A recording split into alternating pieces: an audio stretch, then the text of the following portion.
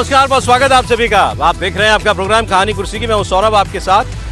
बात करते हैं हम जरा इफ्तार की, इफ्तार पॉलिटिक्स की। बिहार में नीतीश कुमार ने कल इफ्तार पार्टी दी। मुख्यमंत्री की इफ्तार पार्टी तो बहुत बड़ी होती है और उस इफ्तार पार्टी में बहुत सारे लोग आए भी, लेकिन कई लोग नहीं आए। कई बड़े संगठनों के नुमाइंदे उसमें नहीं पहुंचे। आपको याद होगा कि ये जमीयत उलेमा हिंद जैसे एक बड़े संगठन ने ये कॉल दी थी कि नीतीश कुमार चूंकि वक्फ बिल पर हमारे साथ नहीं है, ये चाहे तो सरकार पर दबाव डालकर इस बिल को रुकवा सकते हैं, लेकिन ये ऐसा नहीं कर रहे तो इनका बॉयकॉट करो। इनके किसी कार्यक्रम में मुसलमानों को नहीं जाना चाहिए। लेकिन खूब दिखे वहां पर लोग। कौन कौन नहीं गया वो आपको बताऊंगा। लालू यादव आज इफ्तार देने वाले हैं, वहां भी लेकिन गजब बात हो रही है। वो इफ्तार की पार्टी अपने घर पर नहीं दे रहे, अब्दुल बारी सिद्दीकी के घर पर दे रहे हैं। तो बीजेपी वाले बोल रहे हैं कि भाई क्या हो गया, लालू जी को अभी डर लगने लगा क्या कि अब टोपी पहनेंगे, इफ्तारी करवाएंगे तो हिंदू वोटर जो है वो नाराज हो जाएगा। इसकी बात करेंगे। पहले जरा नीतीश कुमार जी की इफ्तार की तस्वीरें आपको दिखा देते हैं, चल रही हैं आपकी स्क्रीन पर। कई संगठनों ने इससे दूरी बनाई। All India Muslim personal law board से जुड़ा कोई व्यक्ति वहाँ नहीं गया। इमारत शरिया एक संगठन है, बताया जाता है बिहार का बड़ा, वहाँ से कोई नहीं था। जमीयत उलेमा हिंद से, जमीयत अहले हदीस से, जमात इस्लामी हिंद से कोई नहीं था। खानका मुजीबिया, खानका रहमानी, ऐसे कई संगठन हैं जो आम तौर पर ऐसी आयोजनों में जाते हैं, लेकिन वो नहीं गए थे। लेकिन आरिफ मोहम्मद खान गए थे, जो बिहार के गवर्नर हैं। और इसको लेकर के बयान है सत्ता पक्ष के भी और कुछ नाराज मुस्लिम संगठनों से जुड़े लोगों के भी। तो वो मैं आपको सुना रहा हूँ। सरकार की तरफ से जेडीयू के लोग कह रहे हैं कि भाई मुख्यमंत्री के इफ्तार में आप खुद देखिए कितनी रौनक थी, अब कोई नहीं आया, उसका मन है, उससे कोई फर्क नहीं पड़ता नीतीश कुमार की सेहत पर। और ऐसे भी लोग हैं जो कह रहे हैं कि हमें नाराजगी है नीतीश कुमार से कि वो इस मुद्दे पर हमारा अभी तक साथ नहीं दे रहे हैं, लेकिन हम उनको अभी भी सेक्युलर मानते हैं। तो आज बात यही करेंगे, नीतीश कुमार के आज भी सेक्युलर की गिनती में आते हैं। तो आखिरी वक्त तक उनसे बात करते रहना चाहिए कि वो हमारा साथ दें, बॉयकॉट ना करें। सुनिए। ये मुख्यमंत्री का इफ्तार था, ये बात ध्यान रखिएगा। मुख्यमंत्री जी ने दिया था इफ्तार और उसमें सारे लोग आए थे। हमेशा इफ्तार देते हैं और उस समाज के लिए जो काम किए हैं वो सबके सामने है। कुछ लोग पॉलिटिक्स करने के लिए और वजह से कर रहे होंगे, लेकिन उसका अपना अलग नज़रिया होगा काम करने का। लेकिन जो लोग ये भी कर रहे थे, उनके यहाँ भी जाकर के मुख्यमंत्री जी बहुत काम करवाया। ये ध्यान रखना चाहिए इन सब चीज़ों को। और 20 साल का ट्रैक रिकॉर्ड है मुख्यमंत्री जी का, जो बिहार में खास करके मुस्लिम समुदाय के लिए जो काम किए। इबादत में सियासत करते, ये जो पॉलिटिक्स नहीं करना चाहिए। मुस्लिम समुदाय के जो भी लोग थे, सारे लोग आए। अफ्तार जो है वो मोहब्बत, आपसी सद्भाव और भाईचारे का पैगाम देता है, इसलिए हम लोग यहाँ इकट्ठे होते हैं। अभी कोई नई बात नहीं है कि आज हो रहा है।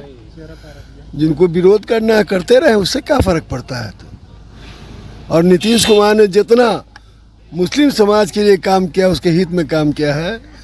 चाहे जो अल्पसंख्यक आवासीय विद्यालय हो, चाहे अल्पसंख्यक छात्रावास हो, चाहे कब्रिस्तान की घेराबंदी हो, चाहे जो ये क्या कहते हैं प्रोत्साहन राशि हो, हुनर हो, ट्रिब्यूनल हो, कौन किया? इसके पहले कोई किया था क्या? नीतीश कुमार से नाराजगी क्या है? क्या अपेक्षा है आपकी जो पूरी नहीं हो पा रही है और इस वजह से आपने ये फैसला लिया? मैंने बस वो कि वक्फ बिल की वो हिमायत न करें। और हम एक बात, हम के वज़ीर आला नीतीश कुमार से हम मायूस भी नहीं हैं। हम ये समझते हैं कि वो ऐसा काम ज़रूर करेंगे और अपने फैसले पर ज़रूर नज़रसानी करेंगे। वो आप लोगों की क्या ये अपेक्षा है कि नीतीश कुमार सरकार से समर्थन वापस ले लें इस मसले पर, या इस बिल के दौरान समर्थन ना करें? इस बिल की हिमायत वो न करें। मेन मुद्दा बस यही है कि वक्फ तरमीमी बिल की वो हिमायत न करें। लेकिन अभी तो बिल पारित नहीं हुआ है। पारित नहीं हुआ है, लेकिन वो उसकी हिमायत तो कर रहे हैं। पारित जब हिमायत कर रहे हैं तो वो पारित भी हो जाएगा। इसलिए अभी हिमायत नहीं करेंगे तो पारित नहीं होगा। मेरा ये मानना है कि ये इशू तो बहुत सीरियस है और ख़ास तौर से जो लोग अपने आप को, जो लीडर्स भी अपने आप को एक जिनका सेकुलर छवि है, उसमें नीतीश कुमार भी हैं, आपको नायडू साहब भी हैं और जो पासवान थे पहले वो भी, अगर वो लोग भी जो है इसमें पीछे हटेंगे तो उनकी किरदार को लोग आगे देखेंगे और नापेंगे भाई कि कहाँ तक ये चल पाएंगे। मेरा अपना मानना है कि boycott is not the way. Nitish ji से बात करनी चाहिए और आखिरी दम तक बात करनी चाहिए। नायडू से भी बात करना चाहिए, उनको प्रेशराइज करना चाहिए कि भाई आप देखिए इस चीज को, आप लोग सरकार में सपोर्ट कर रहे हैं, ये चीजें नहीं पास होनी चाहिए। तो वो हमें बाइकआउट का जहां तक सवाल है, मेरा मानना है कि वो समाधान नहीं है। समाधान उसमें है कि नीतीश जी को, नायडू को और जो लोग भी हैं सेकुलर पार्टीज हैं, उनमें दबाव बनाया जाए आखिरी दम तक। ये बातें सुनकर के ऐसा लगता है कि मुसलमानों का एक धड़ा मायूस जरूर है नीतीश कुमार के अभी तक इस मुद्दे पर उनके साथ ना देने से, लेकिन शायद उम्मीद भी उन्हीं से ही है, क्योंकि बिहार का इलेक्शन भी है उनको और सरकार इनके समर्थन पर चल रही है कि नीतीश कुमार अभी भी चाहें तो कुछ कर सकते हैं इस मुद्दे पर। देखिए, ये बात बिल्कुल सही है कि मुस्लिम, खासकर जो उलेमा और धार्मिक जो मौलवी लोग हैं, उनको उम्मीद ये थी कि नीतीश कुमार इस बिल को नहीं आने देंगे, लेकिन बिल अब आने वाला है जैसा कि लग रहा है, तो उनकी उम्मीद ज़रूर वो है। लेकिन एक तबका इस बात को मान रहा है कि अगर उन पर आखिर तक एक दबाव बनाया जाए तो शायद वो इस पर विचार कर सकते हैं, पुनर्विचार कर सकते हैं। दरअसल नीतीश कुमार की जो ने एक नई कॉन्स्टिट्यूंसी बनाई मुसलमानों में, पहले वो मतलब बिहार में थे कि कर्पूरी ठाकुर ने जिस तरह से पिछड़ों के आरक्षण का कोटा विदिन कोटा तय किया था, उन्होंने पसमानदा मुसलमानों के लिए काम किया। मुस्लिम्स में जो पिछड़े वर्ग हैं, देखिए मुस्लिम्स में बहुसंख्यक आबादी पिछड़ों की है, जिनको पसमानदा नाम दिया गया है, और अली अनवर उसके आर्किटेक्ट थे, जो नीतीश कुमार के सांसद भी रहे, बाद में अब तो नहीं है उनके साथ। वो उसमें उन्होंने जो आरक्षण जो मंडल कमीशन के तहत पिछड़े मुसलमानों को मिला हुआ है, तो उससे पहले मिक्स था, उसमें उन्होंने उनके लिए एक अलग कोटा दिया, उसी रिजर्वेशन में 27% में। उससे नीतीश कुमार के पिछड़े मुसलमानों में एक कॉन्स्टिट्यूंसी बनी हुई है, आज भी बनी है, भले वो बीजेपी के साथ आए गए करके, लेकिन उनकी कॉन्स्टिट्यूंसी बनी हुई है। और इसीलिए जो आपको उनके इफ्तार में इतने मुस्लिम टोपियां दिखाई पड़ रही थी, उसकी वजह ये है कि आज भी जेडीयू का एक वो आधार है। इसलिए जो तमाम मुस्लिम नेता हैं, तंजीमें हैं, वो अभी भी नीतीश कुमार में एक उम्मीद देखती हैं कि शायद नीतीश कुमार आखिरी वक्त तक कोई ऐसा फैसला ऑल्दो नीतीश कुमार की पार्टी के स्टैंड में कोई हमने तो बदलाव अभी तक तो कोई बदलाव नहीं है। अरे पार्लियामेंट में खुलकर और लल्लन जी ने ललकारते हुए कहा था कि हम इस बिल के साथ हैं, वक्फ बिल आना चाहिए, और वहीं से ये दरअसल मायूसी शुरू हुई थी नीतीश कुमार से। नीतीश कुमार को मुसलमान अभी भी आपको लगता है वो पॉलिटिकल सेंस में सो कॉल्ड सेक्युलर मानता है हर्षवर्धन जी, या अब हो चुका जो था पीछे की बात पुरानी हो गई? देखिए, हम लोगों ने जब आज का ये कहानी कुर्सी को शुरू किया था, तो कर्नाटक में 4% आरक्षण, जो कि प्रतीकात्मक ज़्यादा है, जो साबित करने के लिए हम मुसलमानों के साथ है, कांग्रेस वो काम कर रही है। कांग्रेस 75 साल से यही काम करती थी। अगर वो मुसलमानों का सचमुच भला करती तो कुछ मुसलमान बेहतर हो जाते, आज ये करने की ज़रूरत नहीं पड़ती, तो उसने ये किया। नीतीश कुमार जो भी बिहार का है या बिहार जानता है, जितना मुसलमानों के लिए नीतीश कुमार ने किया, चाहे आप अरबी, फारसी, उर्दू को लेकर हो, चाहे मुस्लिम बच्चियों के उनकी शिक्षा के लेकर हो, चाहे मुसलमानों में जिसको अभी विनोद जी ने बताया कि जो उनमें पिछड़ा है उनको लेकर हो, उसको लेकर बाकायदा फोकस्ड स्कीम चलाई गई। लेकिन अगर आज ये अमीर मुसलमान बनाम गरीब मुसलमान, जो हम लोग पहले दिन से हैं, मतलब हम लोग इस पर वक्त पर यही बात करते रहे कि अमीर बनाम गरीब मुसलमान, अशराफ और गैर अशराफ, अशराफ और पसमानदा का मसला, तो क्या वो वाला मुसलमान नीतीश कुमार को मानना बंद कर देंगे? कुछ मौलाना दाढ़ी रख के और वो ऐलान कर रहे हैं कि नहीं हम नीतीश कुमार के खिलाफ जाएंगे, मुझे ऐसा नहीं लगता। गरीब पिछड़ा मुसलमान आज भी वो आज भी नीतीश कुमार क्यों रहेगा? क्योंकि रिप्रेजेंटेटिव उनके जनता दल यूनाइटेड में है, क्योंकि नीतीश कुमार कोई कसर नहीं छोड़ते हैं, उनकी सरकार की प्राथमिकता में वो हैं। भले भारतीय जनता पार्टी के साथ रहे वो, लेकिन मुसलमानों का पिछड़ा वर्ग उनकी प्राथमिकता में है, वो उन्होंने छोड़ा नहीं, इसको समझिए। और जहां तक बात ये प्रेशर पॉलिटिक्स है, भाई अगर उन मौलानाओं को लगता है, मुस्लिम पर्सनल लॉ बोर्ड को लगता है कि हम दबाव बनाकर नीतीश कुमार को अपने पाले में खड़ा कर लें, तो ये राजनीति ये करनी चाहिए। अब देखिए, नीतीश कुमार इस बिल पर सरकार के साथ हैं, इस पर ये देख करके थोड़ी हैरानी तो होती है, क्योंकि आमतौर पर तो हम ये जानते हैं ना कि जब चुनाव आने वाला होता है और तो कोई एक वर्ग खड़ा हो जाए कि भाई वो अगर आपकी मुखालफत करने लगे, दबाव बनाने लगे, तो आमतौर पर सरकारें झुक जाती हैं कि नाराज मत करो, चुनाव आने वाला है, किसी एक वर्ग को नाराज मत करो, ये तो हमारा वोटर है। लेकिन नहीं पिघल रहे नीतीश कुमार, इसके पीछे की वजह क्या है? देखिए, क्या नीतीश कुमार भारतीय जनता पार्टी के साथ गठबंधन में रह के अजित पवार बन पाएंगे? देखिए, अजित पवार तो भारतीय जनता पार्टी की सरकार में है, लेकिन नवाब मलिक को टिकट दिया भारतीय जनता पार्टी के विरोध के बाद भी। बाबा सिद्दीकी के बेटे को उन्होंने टिकट दिया। जब बटेंगे तो कटेंगे की बात आई तो उन्होंने कहा महाराष्ट्र में ये नहीं चलने वाला है।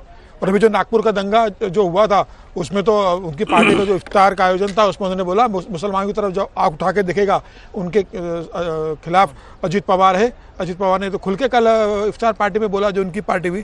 तो अजीत पवार तो गठबंधन में रह के भी मुसलमानों की बात कर रहे हैं। क्या नीतीश कुमार भारतीय जनता पार्टी के साथ बिहार में गठबंधन में रहकर चुनाव तक इस तरह की बात करते हुए नजर आ रहे हैं? मुझे लगता है नीतीश कुमार पूरी तरीके से अब मुसलमानों से दूर होते नजर आ रहे हैं। उनका कोई बयान इस तरीके से नहीं आता, उनकी पार्टी का कोई स्टैंड ऐसा नहीं है उसमें ये लगे कि वो क्या वक्त पे उन्होंने नीतीश कुमार की पार्टी ने या नीतीश कुमार ने कहा कि वक्त आने पर हम देखेंगे कि ये आपके पक्ष में जा रहा है नहीं जा रहा। जिस तरीके से लल्लन सिंह ने लोकसभा के अंदर मुखरता के साथ इसका समर्थन किया है, संजय झा जिस तरह से का समर्थन कर रहे हैं, तो मुझे लग रहा है कि बिहार के अंदर ये बहुत स्पष्ट हो गया मुसलमानों को कि अब नीतीश कुमार भारतीय जनता पार्टी के मतलब करीबी बन गए, अब वो मुसलमानों की बात रखने की स्थिति में नहीं है। जानना चाह रहा हूं नीतीश कुमार को क्या स्पष्ट हो गया है? या तो उन्होंने मुसलमान वोट का मोह त्याग दिया है कि भैया हमको नहीं मिलता तो ना मिले, या उनको लगता है कुछ भी हो जाए वोट तो हमारे पास ही आएगा। इसमें थोड़ा सा संशोधन ये है, मुस्लिम वोट का मोह बिल्कुल नीतीश कुमार ने नहीं छोड़ा है और छोड़ भी नहीं सकते हैं। वो उनकी कॉन्स्टिट्यूंसी डिस्टर्ब हो जाएगी।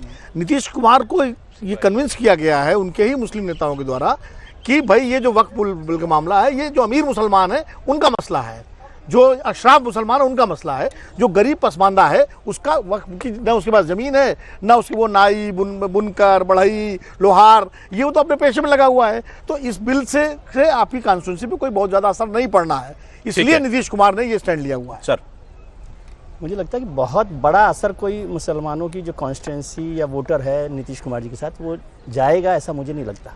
वो उनके साथ खड़ा रहेगा और इस पर तो हम लोग हमेशा ही चर्चा करें, भले ही लोग इससे सहमत नहीं हो कि ये अशराफ और पसमानदा मुसलमानों का झगड़ा है वक्फ बिल, कि जो अमीर मुसलमान है गरीब मुसलमान है, तो गरीब मुसलमानों का बड़ा फ़ायदा वक्फ बिल से नहीं होने वाला, तो वो उनके साथ खड़े हुए हैं, आज भी खड़े हुए। और वो लोग इफ्तार में नहीं गए वो भी ठीक है, उनको अपनी नाराज़गी जाहिर करने का हक है कि नहीं जा रहे वहाँ पर, उसमें कोई ऐसा वो भी नहीं हो गया कि कोई हंगामा है क्यों बर्पा वाली बात है, तो वो ठीक है। लेकिन मुझे लगता है कि नीतीश कुमार जी ये जानते हैं कि ये पसमानदा मुसलमानों का मसला है, लेकिन मुसलमानों में ये इंप्रेशन ना जाए कि नीतीश कुमार मुसलमानों के खिलाफ खड़े, तो हो सकता है वो अंदरूनी तौर पर सरकार से ये कोशिश भी कर रहे हो कि इस बिल को जितना टाला जा सकता है टाला जाए ताकि निकल जाए। यदि ये सेशन निकल गया तो फिर देखा जाएगा कि आगे क्या हो रहा है। ये भी तो तरीका होता है, जरूरी नहीं होता ना कि इस तरह से बहुत लोग मानते हैं कि इस बिल पर बिहार के चुनाव तक तो शायद कुछ नहीं होना। हाँ, नीतीश कुमार जी कन्फ्रंटेशन की पॉलिटिक्स में नहीं रहते और वो जान रहे हैं कि कैसे करना है क्या नहीं करना है। इफ्तार पार्टी में सब लोग आए हैं, जो लोग नहीं आए उनका अपना एक बात है। अब जरा सर दंगे वो खिस्सा कराया कोई मुसलमान वोट महाराष्ट्र से लेकर के नागपुर से लेकर के संभल तक दंगे के आरोपियों के घरों पर बुलडोजर चला है, जरा वो आपको मैं बता देता हूँ। पहले नागपुर वायलेंस की बात करें तो फहीम शेख जो कि उसका मास्टरमाइंड बताया गया, जिसने सबसे पहले ये कह करके भड़काऊ बातें करके एक अफवाह फैलाई लोगों के बीच में कि कुरान की आयतें लिखा हुआ कपड़ा जला दिया गया है हिंदूवादी संगठनों के द्वारा, इससे बहुत से लोग सड़कों पर उतर के आए। उसके घर पर बुलडोजर चल रहा है आज। वहाँ पहले पैमाइश करने के लिए पहुंचे अधिकारी और उसके बाद जो अनधिकृत हिस्से थे घर के, कुछ छज्जे वगैरह जो एक्सटेंडेड थे, वो सारा वहाँ पर जो है बुलडोज़र की कार्रवाई देख रहे हैं आप। और मुख्यमंत्री तो ये कह ही चुके हैं इससे पहले कि सख्त कार्रवाई होगी और इसकी जो दंगे में नुकसान हुआ उसकी भरपाई भी इन्हीं लोगों से की जाएगी। और अगर ये लोग पैसा नहीं देंगे, भरपाई नहीं करेंगे, तो इनकी संपत्तियाँ नीलाम भी करेंगे अगर ज़रूर पड़ेगी तो दंगे के आरोपी फहीम शेख के घर पर बुलडोज़र, ये उसकी तस्वीर आप देख रहे हैं। जौहरीपुरा में ये घर है इसका, उसके मकान का अवैध हिस्सा जो है वो गिरा दिया गया बुलडोजर पे। तो एक नज़ीर पेश करना चाहते हैं मुख्यमंत्री देवेंद्र फडणवीस की, दंगा किया तो बख्शा नहीं जाएगा कोई और इंसाफ होगा और वो भी जल्द होगा और ताबड़तोड़ होगा। ये देखिए बड़ा हिस्सा जो है उस पर बुलडोजर चला है। 4 कोठियां हैं उसकी नागपुर में से। अच्छा, हाँ, तो चारों पे अतिक्रमण हुआ।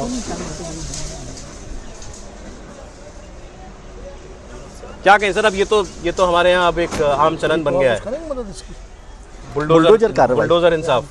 देखिए अब सुप्रीम कोर्ट ने जो आदेश किया है, सुप्रीम कोर्ट ने जो टिप्पणी की है, समझ लीजिए उसको तो भूल ही गए हम। हाँ, तो अब उसके बाद भी अगर सरकारें कर रही है तो इस पर क्या कहा जा सकता है।